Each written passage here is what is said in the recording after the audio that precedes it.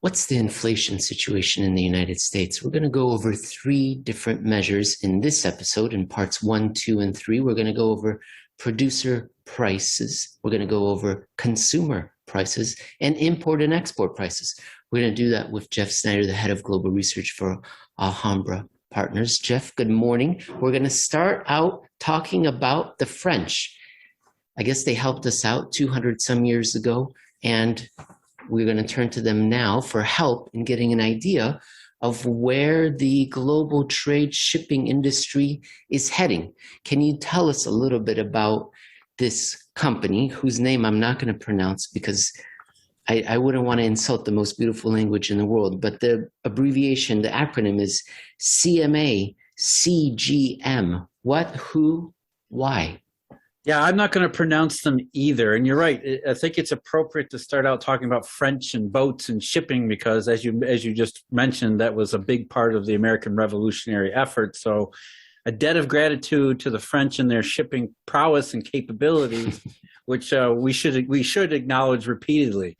So we're talking about today is that a specific company, CMA-CGM, which is a big French company. They own something like 566, operate 566 vessels. I think it's 755 offices in 160 countries, 750 warehouses that serve 420 some odd ports along 285 shipping lines.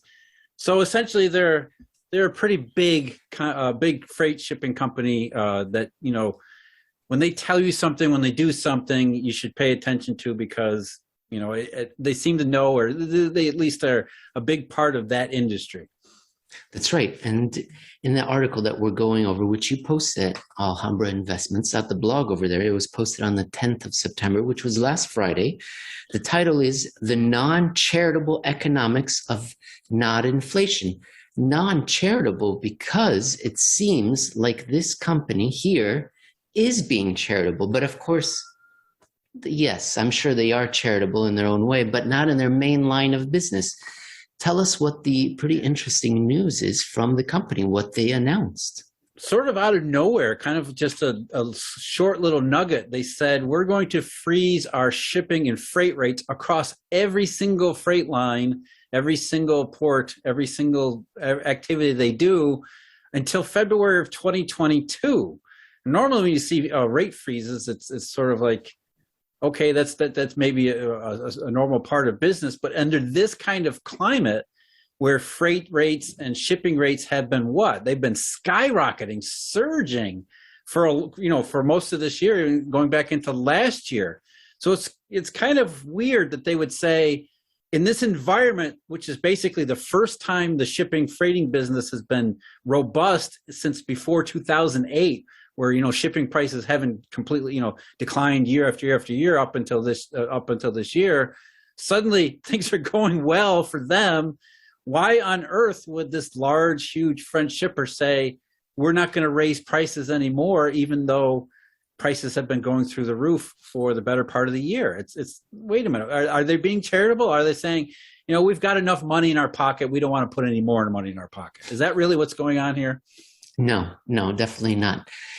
Quickly, though, you mentioned that the shipping industry was robust before 2008. And I don't want to just gloss over that statement. Of course, people that watch the show know what we're referring to. But before 2008, I like to refer to it as the post-Cold War globalization. And it coincided with, guess what? The Euro-dollar expansion coming unmoored in the creation of money. And there's the BIS has data that goes back to the 70s, and they found that cross-border claims, which is like the largest, most broadest measure of global money that I can find that's being reported consistently, from the 70s until and through 2007, it grew at a compounded growth annual rate of some 14%. After that, just barely nothing really. It went down, and now it's been going up a little bit. But guess what was growing at that same percentage internationally? Foreign direct investment. I don't think it's a coincidence. I'm literally not exaggerating. It was 14% compounded annual growth rate over that same period. Maybe it's a coincidence.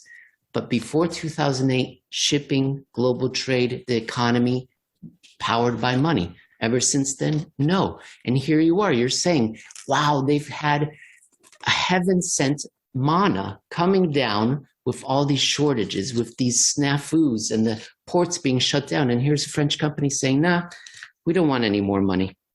Yeah, it's weird. I mean, it's just sort of out of the blue, where this year has been the first year in a long time that things are going right and things are going really well. For if you've got some boats, you know, there's a lot of people who are signing up to charter ships for you, and they're willing to pay for it because apparently they can't get goods anywhere around the world. So for this large French firm to say, look, we're going to freeze rates, not just for a couple weeks, but all the way to February 22, which means the rest of this year, the busy Christmas season, which is right now when people are getting shipping goods to get in front of the holidays, all the way until February next year, they're going to be freezing rates. It's sort of one of those light bulb goes off in the back of your head moments, because you're right, Emil, maybe the company's very charitable in some of their other endeavors, but you're not charitable in what you do, what your business is. If you're starting to restructure and rebid your services and your prices, that says something maybe has changed here, and something maybe significant has changed. And so this discussion is all about producer prices. We're going to talk about what the results were last Friday. But I think where we're going is that you believe that maybe in retrospect, what we're going to see is that producer prices have stopped increasing, they've moderated. I'm going to pull up a graph here. Yeah, what do we think is going on here? Let's be explicit about what we've been saying all along, which unfortunately or uncomfortably puts us in the same camp as Jay Powell and the Federal Reserve, is that the bout of inflation is not inflation. It's consumer and producer and every prices have gone up, but it's not technically inflation because it's being caused by other factors. Like what? Supply factors. There is definitely a logistical problem, especially in the West Coast of the United States, where we have a shortage of truck drivers. There's not enough chassis. Railroads are all screwed up, especially throughout the Midwest. The railroad executives were hauled in front of Congress and basically said, we can't really keep track of our trains at the moment. So there are definitely supply bottlenecks and logistical problems that came about largely because of the imbalance between supply and demand, much of which was fed by transitory factors themselves, including the U.S. Treasury Department's deposit of checks directly into the accounts of American consumers, which boosted demand way above the ability in a short, condensed time frame of suppliers and shippers and freighters to be able to match supply with demand. And it caused an enormous imbalance in prices. And that's what we saw through producer prices, import prices, consumer prices earlier this year. But here's the thing, if that's really what's going on here, a temporary boost in demand, a bunch of real big crap problems in supply and shipping and logistics, that's not going to last. Eventually, these things start to work themselves out. When you think about it on the supply side, eventually there's enough trucks and chassis and enough railroad capacity and the computer systems catch up and people start managing the supply a little bit better or more attuned to the current conditions, and they start to work themselves out. And when that happens, unless inflation is really inflation, you would expect as supply starts to become less inelastic, more elastic, and comes back up online, given whatever demand is at that time, prices are going to adjust lower, or at least not rise as fast. Jeff, people heard you just say inflation is not inflation. You've given the first part of the thesis, supply-demand shocks brought about by supply chain disruptions, COVID, and also demand surges because of the stimulus checks in the United States, and perhaps because of COVID, you're rushing to buy out some things. You've got the relief rallies with the reopening of the economy where everything is condensed into an immediate rally, a survivor euphoria. And don't forget too, we have an inventory shock as well, because big companies have heard, hey, we've got supply problems here, we got logistical problems. They've just been ordering like mad. They've been just, double, triple order book, whatever it is. They've just been saying, look, I just want to get stuff in my hands so that I can dependably have it, because just in time is out the window. We're going to carry larger loads of inventory because we think that we need it in order to make sure that we have it in our ability to sell it down the road. So There's also inventory being stuffed into the supply chain as well. We're not really sure how much of that's going to come or what's going to come out, when it's going to come out. Supply chain in logistical full body dry heave on a global basis happening for a year. Check. But then you're saying inflation is not really inflation. You haven't explained that in this episode yet. Right. Inflation, by that you mean textbook inflation, legitimate inflation, actual inflation. I know it sounds like we're making a distinction without a difference, but we really are. No, it's inflation. important. Let's talk about inflation itself. The real inflation is essentially a prolonged, sustained acceleration in consumer prices, broadly based, not limited to a narrow slice of the economy or a narrow slice of the consumer bucket, but pretty much all prices rising, and not just for a couple months or a year, but year after year after year. And the reason they do that, the reason they can inflation rates can continue to go on, is simply because there's too much money chasing too few goods. That's the old adage about inflation, is that it's a monetary phenomenon, which means when there's too much money in the economy, normal adjustments that, like what we're talking about after a supply shock, would not take place. We'd have a supply shock, prices would go up, but then they would never be able to adjust because there's too much money flowing through the real economy that makes that all prices continue to go up and up and up. And then eventually what happens is economic participants, consumers, businesses, whatever, they get normalized to higher prices. They come to expect higher prices, and that just feeds into a vicious cycle of damaging economic circumstances. What we're saying here is we have the supply shock, we have that going on, transitory factors, temporary things in demand, but we don't have the monetary component. And without the monetary component, it's not that it won't last, it can't last. We've seen this before. We're talking about producer prices. On the 10th of September, it was reported by the Bureau of Labor Statistics that headline PPI increased 8.3% year over year. Core PPI increased 6.7% year over year. The commodity index, 19.9%. This was another month at the highest rate since the middle 70s. And you may think, well, is that a long time? Yes, this data set goes back to the 1950s. So it's quite impressive. But Jeff, I'm going to pull up a graph that shows we've seen this impressive surge in producer prices before, twice, during what I like to call the silent depression since 2007. And it didn't continue. And our thesis is we expect that to happen again because we don't have the fiscal and monetary money flooding into the system like we're told is happening, but is not really happening. Yeah, and that's really the big point, I think, Emil, we should spend a little time on, is that we're told that the money part is happening. In fact, that's, QE, the Federal Reserve is debasing the currency and flooding the world with way, way, way too much currency. And that's really part of the inflation narrative, is that, yeah, what we're seeing, what's happened in the early part of this year is simply the inevitable consequences of the Fed's, irresponsible money and reckless money printing finally starting to show up. What we're saying is that, no, we've seen this before, going back to 2008 and again in 2010, 2011. It wasn't about the Federal Reserve and its money printing. In fact, the reason that that they didn't last in those two time periods was because the Federal Reserve doesn't actually print money, and the monetary environment in those periods, like the current period, was equally confusing, because people hear money printing, they see the Federal Reserve's balance sheet balloon up, they see the level of bank reserves increase by multiple trillions, and they think, well, money must have been printed. They don't realize that what you see in the Fed's balance sheet is only a small part of the story, and really it's the least interesting and least relevant part of the story. What you should be paying attention to is the shadow money elements, which is difficult to do, I understand. That's the whole reason we're here, is that it's tough to understand, or tough to really see and observe and interpret what's going on in the shadow money world.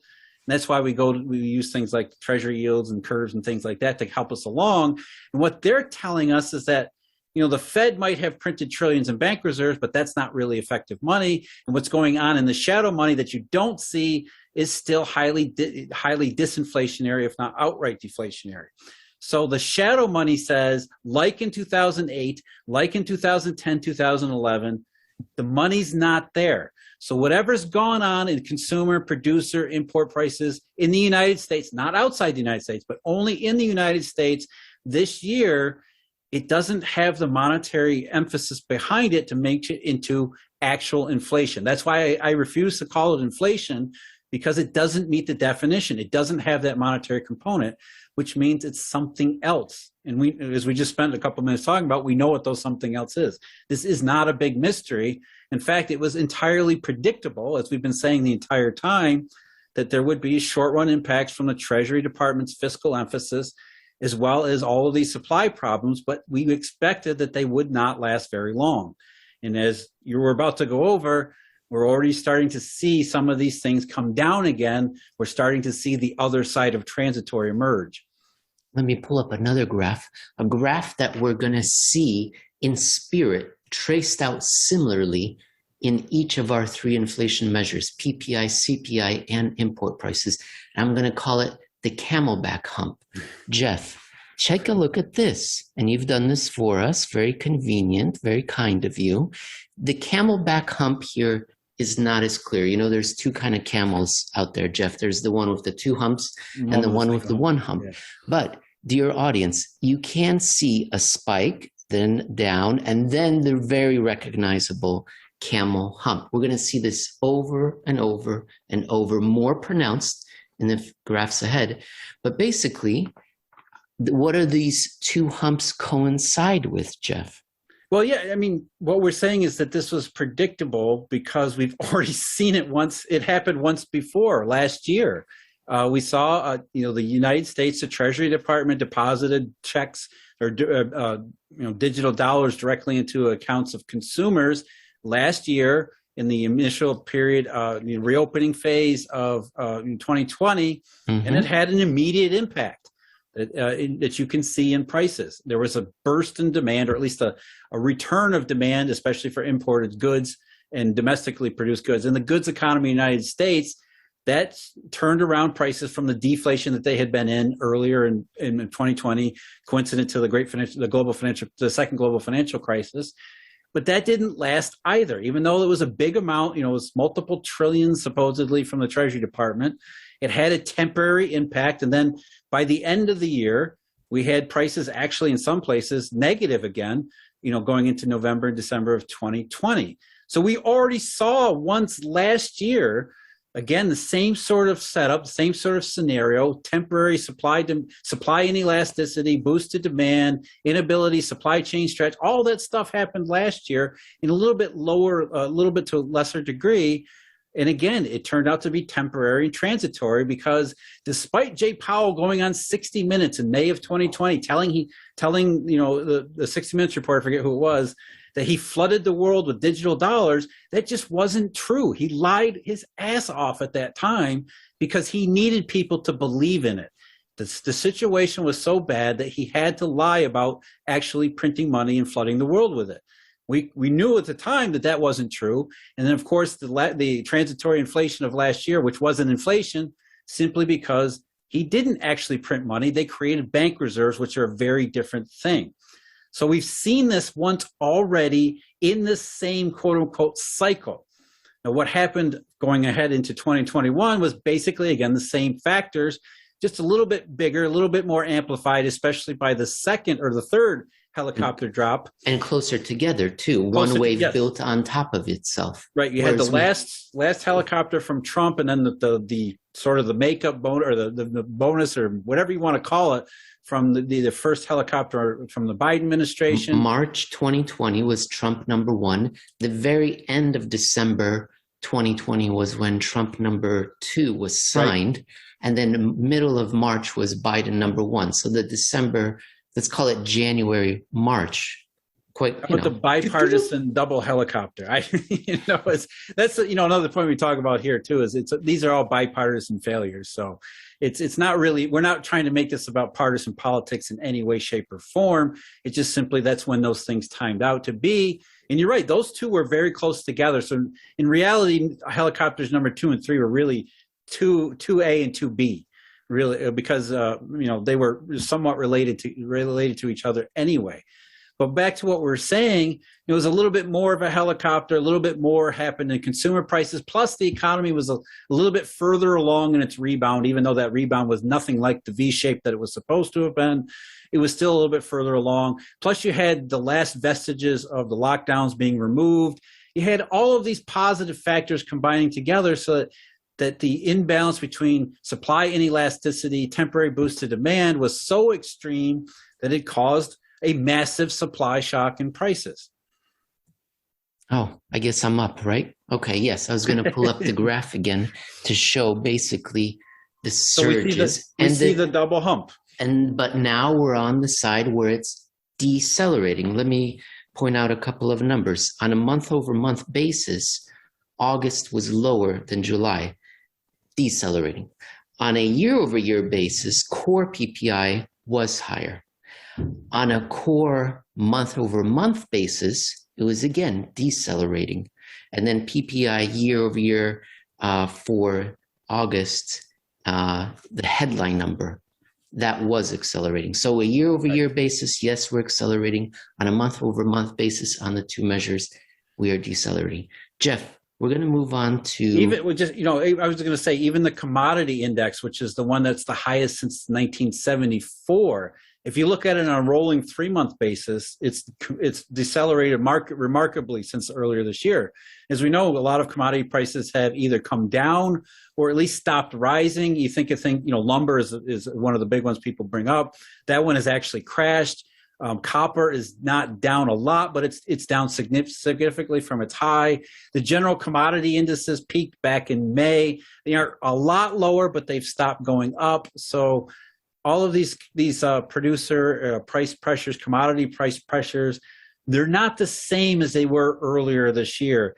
And so now we're starting to piece together why that might be. And if it's true that this was the predictable double camel hump of transitory factors, then we had expected to see and find this type of behavior going on right now. I think we might be in store for a third camel hump, or the camel's head now, because the COVID case counts are peaking and rolling over. It seems like we may be experiencing another bout of survivor euphoria, reopening boom 3. And I think maybe over the next few weeks, couple of months or so, we might see kind of a light reflation again before the wisps, they fly away and disintegrate, and then we see what the real underlying state of the economy is. And I would assume that we would then again start towards a disinflationary outlook. Jeff, I have a quick question for you, though. We haven't talked about this. When it comes to trade, though, global trade, you bring it up in your article, before 2008, good place. After 2008, though, not in a good place. And I'll pull up a couple of graphs here just to show my point. But as I talk over them, my question is, might we be entering a moment of de-globalization? This graph shows the year-over-year change in merchandise value that is traded and month by month. And we can see before the crisis, it was growing at 6.5% at a compounded annual growth rate. Since then, only 1.9%. And I imagine, and you can look at this on a level basis over here as well. This graph shows that from the start of the data until 2007, August, 182% increase in the merchandise value of global world trade. Since then, only 31%. You can do the same thing, and this is the same chart, except now I'm putting that BIS, total claims, interbank cross-border claims, and we can see that green line, how it kept pace and accelerated well beyond reason, but has stagnated just at the same time as trade did. Here's another one about FDI investment. Same thing. This one goes back to the 1970s. We can see how we are well off trend. Yeah, we see this, Emil, we see it over and over again in pretty much everything. It's something changed around, I don't know, August 2007. My point to tie it in with inflation, though, is, Jeff, I think that maybe we will not revert back to a lower set of prices, but remain at an elevated set of prices, though the acceleration may stop. And I think that might be because we are de-globalizing. We are de-emphasizing efficiency, just-in-time inventory, and emphasizing resiliency. And resiliency has a cost. And I would imagine that we'll be moving production lines and supplies closer to the country all around the world. Maybe instead of putting them in China, it'll be in Mexico or in the United States, and the costs will be higher, but the supply will be more certain. What do you think of the idea that, yes, we may not be seeing inflation, persistent, pervasive, but prices may not revert back to where they were before all the supply chain disruptions? I'm not going to buy that one. And let me tell you, Tell me you're why. right, because this is higher cost, but who are they going to be paid for by?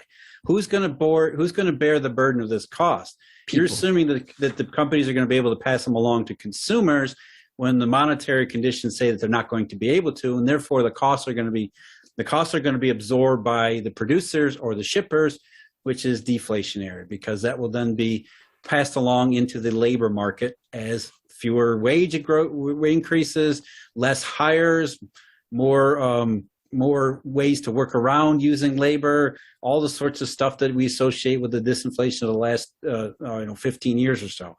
So I don't think, as the supply chain definitely continues to fragment, because that's a certain, that's a historically a part of what you see in de-globalization is fragmentations of markets. It's not necessary. In fact, historically, I'm not aware of it being inflationary anywhere. In fact, it's continuously deflationary because it's inefficient, and usually there's not the monetary system, monetary growth behind it that would allow this to be these costs to be, this inefficiency and the costs associated with them to be continuously absorbed by the consumer sector. It doesn't happen. The problem is end demand. The problem is end demand, because that continues to be so weak because employment isn't secure, wages aren't growing. We shouldn't expect an inflationary future because producers and companies won't be able to make a profit off that. So they will accept the higher costs. Is that right? They're going to have to. It's not really their choice. And it's the same lack of pricing power that we've seen companies faced with ever since 2007. Look, they've complained about input costs at various points along the way. 2011, the last time they were this rampant, and they never passed them along to consumers because they couldn't. And the labor market never really healed. Wages never really got going. Lack of recovery because of the monetary component. And I want to go back to the charts that you just brought up too, because what you see in global trade, in particular over the last year, is not some massive spike in it. It's not like global trade has come roaring back from the depths and it's at record levels that are consistent with something like pre-2008. It's far from the case. When you look at this chart's a perfect example. You look at that and you think, we have massive price spikes based on essentially limited trade volumes. It can't be anything other than supply inelasticity and some of these other things, because it's not like trade has come exploding. It's elevated to a degree we've never seen before. That's just not the case. It is the case in certain places like the United States and the goods economy at West Coast ports and things like that. But overall, trade around the world is still depressed from where it should be, and still it's really depressed from where it was even 2 years ago. So it's not like trade volume is exploding in some kind of recovery maneuver.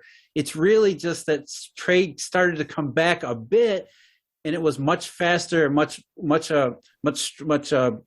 bigger than the supply end and the producers could keep up with. And that's really what created the price pressures. We're going to talk about price pressures in the consumer experience. We're going to talk about CPI in the United States in part 2 of this episode.